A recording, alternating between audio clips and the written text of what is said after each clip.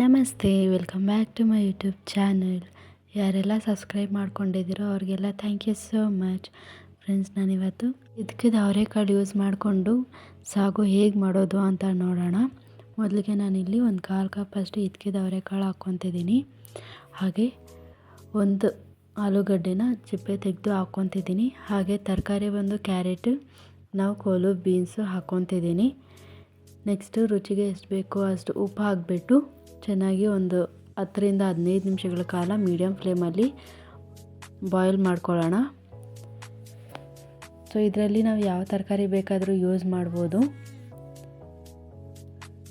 ಈಗ ನಾವು ಒಂದು ಪೇಸ್ಟ್ನ ರೆಡಿ ಮಾಡ್ಕೋಬೇಕಾಗತ್ತೆ. ಅದಕ್ಕೆ 2 ಸ್ಪೂನಷ್ಟು ಕೊಬ್ಬರಿ, ಹಾಗೆ 1 ಟೇಬಲ್ ಸ್ಪೂನಷ್ಟು ಗಸಗಸೆ, ಹಾಗೆ 1 ಗೆಡ್ಡೆ ಬೆಳ್ಳುಳ್ಳಿ, ನೆಕ್ಸ್ಟು ಒಂದು ಅರ್ಧ ಇಂಚಷ್ಟು ಶುಂಠಿ, ನೆಕ್ಸ್ಟ್ ಒಂದು 5 ರಿಂದ 6 ಒಣಮೆಣ್ಸಿನ್ಕಾಯಿ ಹಾಕ್ಕೊತಿದ್ದೀನಿ. ನೀವು ಬೇಕಾದರೆ ಹಸಿಮೆಣ್ಸಿನ್ಕಾಯಿ ಸಹ ಯೂಸ್ ಮಾಡ್ಬೋದು. ನೆಕ್ಸ್ಟ್ ಹುರಿಗಡಲೆ 1 ಸ್ಪೂನಷ್ಟು ಹಾಕ್ಕೊತಿದ್ದೀನಿ. ಇದರಲ್ಲಿ ಒಂದು ಸ್ವಲ್ಪ ನೀರು ಹಾಕ್ಕೊಂಡು ಒಂದು ಪೇಸ್ಟ್ನ ರೆಡಿ ಮಾಡ್ಕೊಬರೋಣ. ಹುರಿಗಡಲೆ ಮತ್ತು ಗಸಗಸೆ ಹಾಕಿರೋದ್ರಿಂದ ಸಾಗು ಒಂದು ಸ್ವಲ್ಪ ಗಟ್ಟಿ ಆಗೋದಕ್ಕೆ ಹೆಲ್ಪ್ ಆಗುತ್ತೆ. ಸೊ ಇಷ್ಟಾದರೆ ಸಾಕು. ಈಗ ಹೇಗೆ ಮಾಡೋದು ಅಂತ ನೋಡೋಣ. ಮೊದಲಿಗೆ ಒಂದು ಕಡಾಯಿ ಇಟ್ಕೊಂಡು ಒಂದು 5 ರಿಂದ 6 ಟೇಬಲ್ ಸ್ಪೂನಷ್ಟು ಎಣ್ಣೆ ಹಾಕ್ಕೊತಿದ್ದೀನಿ. ತುಪ್ಪ ಕೂಡ ಯೂಸ್ ಮಾಡ್ಬೋದು. ನೆಕ್ಸ್ಟು ಒಂದು ಅರ್ಧ ಟೇಬಲ್ ಸ್ಪೂನಷ್ಟು ಸಾಸಿವೆ, ಹಾಗೆ ಅರ್ಧ ಟೇಬಲ್ ಸ್ಪೂನಷ್ಟು ಜೀರಿಗೆ ಹಾಕ್ಕೊಂಡು ಫ್ರೈ ಮಾಡ್ಕೊಳ್ಳೋಣ. ಹಾಗೆ ಒಂದು ರೆಂಬೆ ಅಷ್ಟು ಕರಿಬೇವಿನ ಸೊಪ್ಪು, ಇದೆಲ್ಲ ಹಾಕ್ಕೊಂಡು 1 ನಿಮಿಷಗಳ ಕಾಲ ಫ್ರೈ ಮಾಡ್ಕೊಳ್ಳೋಣ. ಈಗ ಈರುಳ್ಳಿ ಹಾಕ್ಕೊಂಡಿದ್ದೀನಿ. ಸೊ ಈರುಳ್ಳಿ ಹಾಕ್ಕೊಳ್ಳೋದು ವಿಡಿಯೋ ಸ್ಕಿಪ್ ಆಗಿದೆ. ಈಗ ಒಂದು ಮೀಡಿಯಮ್ ಈರುಳ್ಳಿನ ಸಣ್ಣದಾಗಿ ಕಟ್ ಮಾಡಿ ಹಾಕ್ಕೊತಿದ್ದೀನಿ. ನಿಮಗೆ ಸಾಗು ಗ್ರೇವಿಯಾಗಿ ಬೇಕು ಅಂತ ಹೇಳಿದರೆ ಈರುಳ್ಳಿ ಇನ್ನೂ ಸಣ್ಣದಾಗಿ ಕಟ್ ಮಾಡಿ ಹಾಕ್ಕೋಬೋದು, ಅಥವಾ ಬ್ಲೆಂಡ್ ಮಾಡಿ ಕೂಡ ಹಾಕ್ಕೋಬೋದು. ಆಗ ಗ್ರೇವಿ ಅನ್ನೋದು ಚೆನ್ನಾಗಿ ಬರುತ್ತೆ. ಈಗ ನಾನು ಅಚ್ಕಾರದ ಪುಡಿ, ನೆಕ್ಸ್ಟ್ ಅರಿಶಿಣ ಹಾಕ್ಬಿಟ್ಟು ಚೆನ್ನಾಗಿ ಫ್ರೈ ಮಾಡ್ಕೊಳ್ಳೋಣ. ಅಚ್ಕಾರದ ಪುಡಿ ನೋಡ್ಕೊಂಡು ಹಾಕ್ಕೊಳ್ಳಿ, ಯಾಕಂದರೆ ಮಿಕ್ಸಿ ಮಾಡುವಾಗ ನಾವು ಆಲ್ರೆಡಿ ಒಣಮೆಣ್ಸಿನ್ಕಾಯಿ ಹಾಕಿದ್ದೀವಿ. ಇದೊಂದು ಸ್ವಲ್ಪ ಫ್ಲೇವರ್ಗೋಸ್ಕರ ನಾನಿಲ್ಲಿ ಒಣಮೆಣ್ಸಿನ ಪುಡಿ ಹಾಕ್ತಿದ್ದೀನಿ. ಈಗ ಒಂದು ಟೊಮ್ಯಾಟೊ ಸಣ್ಣದಾಗಿರ್ತಕ್ಕಂಥದ್ದು ಕಟ್ ಮಾಡಿ ಹಾಕ್ಕೊತಿದ್ದೀನಿ. ಇದು ಫುಲ್ಲು ಸ್ಮ್ಯಾಶ್ ಆಗಬೇಕು ಅಂತ ಏನಿಲ್ಲ, ಇಷ್ಟಾದರೆ ಸಾಕು.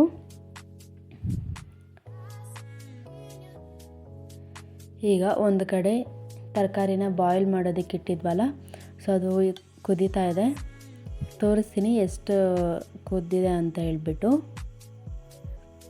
ನಾವು ಕುಕ್ಕರಲ್ಲಿ ಸಹ ಮಾಡ್ಕೋಬೋದು, ಬಟ್ ಕುಕ್ಕರಲ್ಲಿ ಮಾಡಿದ್ರೆ ಎಲ್ಲ ತರಕಾರಿಗಳು ಫುಲ್ಲು ಸ್ಮ್ಯಾಶೆ ಥರ ಆಗೋಗ್ಬಿಡುತ್ತೆ. ಸೊ ಸಾಗು ಚೆನ್ನಾಗಿ ಬರೋದಿಲ್ಲ. ಸೊ ಅದೇ ಟೈಮ್ ನಾವಿಲ್ಲಿ ಕೊಟ್ಟರೆ ಲೈಕ್ ಒಂದು 10 ರಿಂದ 15 ನಿಮಿಷ ಅಷ್ಟು, ಸೊ ನಮಗೆ ಫುಲ್ಲು ಸ್ಮ್ಯಾಶೇ ಆಗದಿರ ತರಕಾರಿ ತಿನ್ನೋವಾಗ ಸಿಗುತ್ತೆ, ಚೆನ್ನಾಗಿರುತ್ತೆ. ಸೊ ಯಾರಿಗೆಲ್ಲ ಟೈಮ್ ಇಲ್ಲ ಅನ್ನೋರು ಅವ್ರು ಬೇಕಾದ್ರೆ ಕುಕ್ಕರಲ್ಲಿ ಬಾಯ್ಲ್ ಮಾಡ್ಕೋಬೋದು 1 ವಿಜಿಲ್ಗೆ. ಸೊ ಈಗ ನಾವು ಆ ತರಕಾರಿನೆಲ್ಲ ಕಡಾಯಿಗೆ ಹಾಕ್ಕೊಂಡು ಒಂದು ಸಲ ಮಿಕ್ಸ್ ಮಾಡ್ಕೊಳ್ಳೋಣ. ನಾವು ಉಪ್ಪು ಖಾರ ಏನು ಹಾಕಿದ್ವಿ ಅದೆಲ್ಲ ತರಕಾರಿಗೆ ಹಿಡಿಬೇಕು. ಸೊ ಉಪ್ಪು ನೋಡಿಕೊಂಡು ಹಾಕ್ಕೋಬೇಕು, ಯಾಕಂದರೆ ತರಕಾರಿ ಬೇಯಿಸೋವಾಗೂ ಹಾಕಿದ್ದೀವಿ, ಹಾಗೆ ಈಗ ಕೂಡ ಹಾಕ್ಕೊತಿದ್ದೀವಿ. ಸೊ ನೋಡಿಕೊಂಡು ಹಾಕ್ಕೊಳ್ಳಿ. ಚೆನ್ನಾಗಿ ಮಿಕ್ಸ್ ಮಾಡಿಬಿಟ್ಟು ಈಗ ನಾನು ಗೋಬಿ ಕೂಡ ಹಾಕ್ಕೊತಿದ್ದೀನಿ. ಸೊ ಗೋಬಿ ನಾನು ಈ ಟೈಮಲ್ಲೇ ಹಾಕ್ತಿದ್ದೀನಿ, ಯಾಕಂದರೆ ಒಂದು 10 ರಿಂದ 15 ನಿಮಿಷಗಳ ಕಾಲ ನಾವು ವೆಜಿಟೇಬಲ್ಸ್ನ ಬಾಯ್ಲ್ ಮಾಡೋ ಟೈಮಲ್ಲೇ ಗೋಬಿ ಹಾಕಿಬಿಟ್ರೆ ಫುಲ್ಲು ಬಾಯ್ಲ್ ಆಗಿಬಿಡುತ್ತೆ, ಚೆನ್ನಾಗಿರೋದಿಲ್ಲ. ಸೊ ಈಗ ನಾವು ಹಾಕೋದ್ರಿಂದ ನಾವು ಫ್ರೈ ಮಾಡ್ತೀವಲ್ವ, ಸೊ ಅದು ಕರೆಕ್ಟಾಗಿ ಸರಿ ಹೋಗುತ್ತೆ, ಅಷ್ಟೊಂದೇನು ಬೆಂದೋಗೋದಿಲ್ಲ ಗೋಬಿ. ಸೊ ಚೆನ್ನಾಗಿ ಮಿಕ್ಸ್ ಮಾಡಿಕೊಂಡು ಒಂದು ಪ್ಲೇಟ್ ಮುಚ್ಚಿಬಿಟ್ಟು 1-2 ನಿಮಿಷಗಳ ಕಾಲ ಫ್ರೈ ಮಾಡೋಣ. ಉಪ್ಪು ಖಾರ ಎಲ್ಲ ಚೆನ್ನಾಗಿ ಹಿಡಿದಿದೆ. ಚೆನ್ನಾಗಿ ಮಿಕ್ಸ್ ಮಾಡಿಬಿಟ್ಟು ಈಗ ನಾವು ರುಬ್ಬಿಟ್ಕೊಂಡಿದ್ವಿ ಅಲ್ವಾ, ಸೊ ಆ ಪೇಸ್ಟ್ನ ಹಾಕ್ಕೊಳ್ಳೋಣ. ಪೇಸ್ಟ್ ಹಾಕ್ಕೊಂಡು ನಾವೆಲ್ಲ ಹಸಿದು ಹಾಕ್ಕೊಂಡಿರೋದ್ರಿಂದ ಒಂದು ಸ್ವಲ್ಪ ಫ್ರೈ ಆಗಬೇಕಾಗುತ್ತೆ. ಒಂದು ಸಲ ಚೆನ್ನಾಗಿ ಮಿಕ್ಸ್ ಮಾಡಿಬಿಟ್ಟು ನೀರು ಏನೂ ಹಾಕ್ದಿರಾನೆ 1-2 ರಿಂದ 3 ನಿಮಿಷಗಳ ಕಾಲ ಮೀಡಿಯಮ್ ಫ್ಲೇಮಲ್ಲಿ ಫ್ರೈ ಮಾಡ್ಕೊಳ್ಳೋಣ. ಇದು ಚಪಾತಿಗಾಗಿರ್ಬೋದು, ಪೂರಿಗಾಗಿರ್ಬೋದು ಅಥವಾ ಅನ್ನಕ್ಕಾಗಿರ್ಬೋದು, ದೋಸೆಗೆ, ಇಡ್ಲಿಗೆ ಸೈಡ್ ಡಿಶ್ ಆಗಿ ತುಂಬಾ ಚೆನ್ನಾಗಿರುತ್ತೆ. ಈಗ ನಾವು ನೀರು ಬಂದು ನಾನಿಲ್ಲಿ ಕುದಿಸ್ಕೊಂಡಿರ್ತಕ್ಕಂತಹ ನೀರೇ ಹಾಕ್ಕೊತಿದ್ದೀನಿ.